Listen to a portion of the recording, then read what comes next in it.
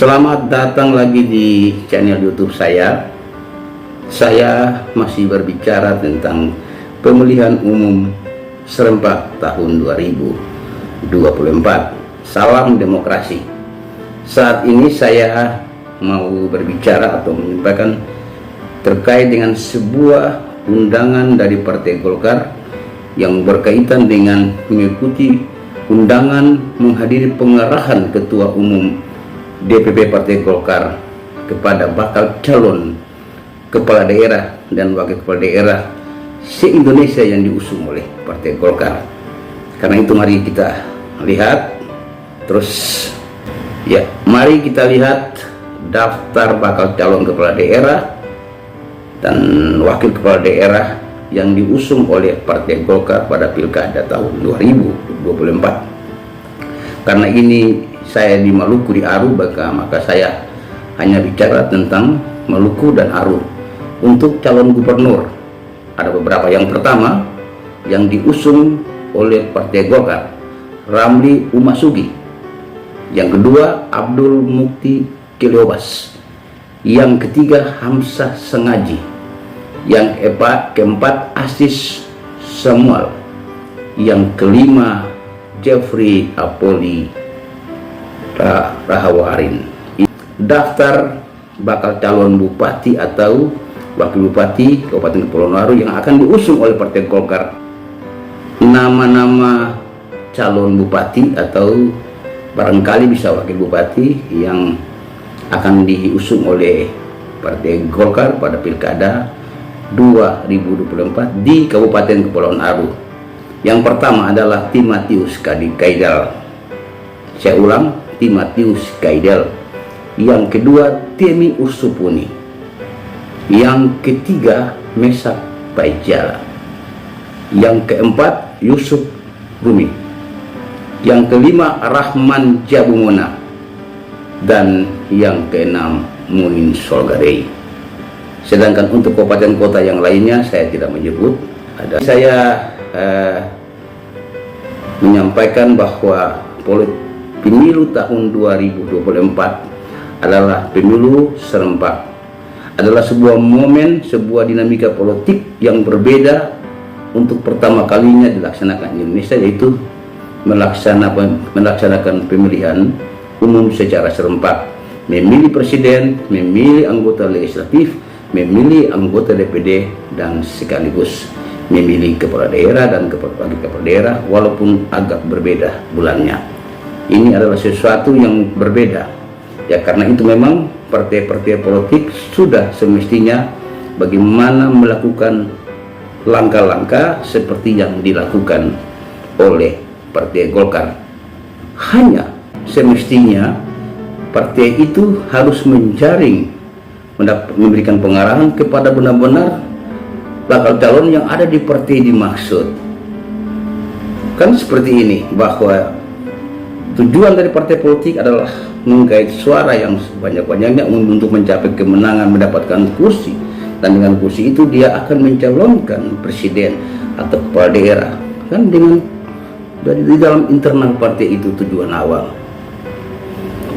Kenapa dia harus sudah menjaring bakal calon lain yang benar-benar berada di partai lain? Kan seperti begitu ya, kecuali setelah hasil pemilu partai ini tidak mencapai kursi atau bagaimana yang sudah cukup untuk mencalonkan kandidat kepala daerah, maka sudah pasti dia akan bergabung dalam partai gabungan untuk mengusung salah satu bakal calon. Tapi kan ini baru memulai. Dengan demikian sudah harus partai dimaksud dia sendiri punya target bahwa bekerja untuk mendapatkan kursi, dan dari internal partai sendiri akan mencalonkan di antara mereka siapa yang. Mari kita lihat satu demi satu supaya lebih clear. Timo Kaidal, dia yang bersangkutan adalah pernah mencalonkan diri sebagai kepala daerah bupati di Kabupaten Kepulauan Aru di tahun 2019 ya, 2020, tetapi kalah. Dan memang Timo Kaidal sudah punya kekuatan. Nah, ini yang dilirik oleh Partai Golkar bagi saya untuk mencari simpati. Tapi harus tahu Timo Kaidel adalah itu orangnya PKB. Semestinya PKB yang sudah harus melakukan kegiatan arahan ini, kecuali nanti sebentar hasil pemilu antara PKB dengan Golkar ingin bergabung mengusung Timo lagi, tidak masalah. Yang kedua, Temi Ursupuni. Temi Ursupuni ini adalah orang yang memang cukup terkenal, orang yang punya pribadi baik, sangat disimpati oleh orang banyak di Aru, dan orang yang cukup baik, orang yang sederhana, dan punya kekuatan besar. Karena itu memang Partai Golkar melirik orang-orang seperti ini. Sementara Ibu Temi itu adalah orang Partai Hanura. Dan bagaimana Ibu Temi harus membesarkan Hanura? Apa membesarkan Golkar? Apa orang-orang yang simpati kepada Ibu Temi harus pindah, tidak mengarah ke Hanura lalu mendorong ke Golkar? Wah, sesuatu yang saya lihat. Kemudian juga Mesak Paijala. Mesak Paijala ini ponakan saya dari Binjina. Ya, ini seorang dosen Surabaya, mungkin karirnya masih muda, masih mulai. Silakan dia bebas karena dia, saya juga kurang tahu dengan dia, barang di Surabaya. Maka di Partai Golkar, kalau di Partai Golkar ya silakan begitu. Kemudian Yusuf Rumi, ini seorang tentara, ini juga seorang ponakan saya, dan ya mungkin menjelang pensiunnya dia ingin maju. Ya ini dia belum punya partai, silakan. Kalau Golkar mau merangkul dia silakan. Nah, tapi ini semua tujuannya juga untuk mencari masa, karena Mesak punya masa, Yusuf juga punya masa, begitu. Dan ini dicari. Kemudian yang berikut Rahman Jamumoda. Nah, Rahman Jamumoda ini sudah pernah calon berapa kali sebagai wakil bupati, tapi juga calon DPR, tapi masih gagal, dan juga punya masa, begitu. Dan yang terakhir ya, yang berikut Muin Srogerei. Muin Srogerei ini adalah seorang PDIP, wakil bupati 2 periode, ya sampai sekarang, ya adalah orang PDIP. Sudah tentu PDIP akan mengusung Muin sebagai kandidat barangkali.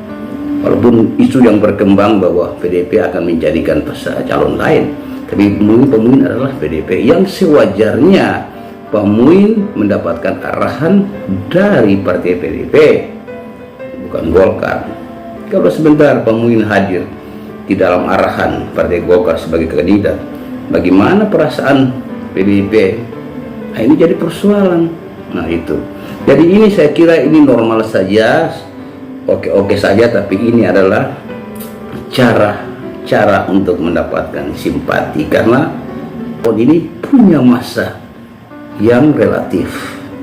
Saya kira begitu. Dan ini adalah satu bentuk, satu mode kegiatan. Saya kira demikian. Saya mohon maaf, tapi ini harus disampaikan. Dengan demikian, dan saya mohon tanggapan dari semua. Terima kasih.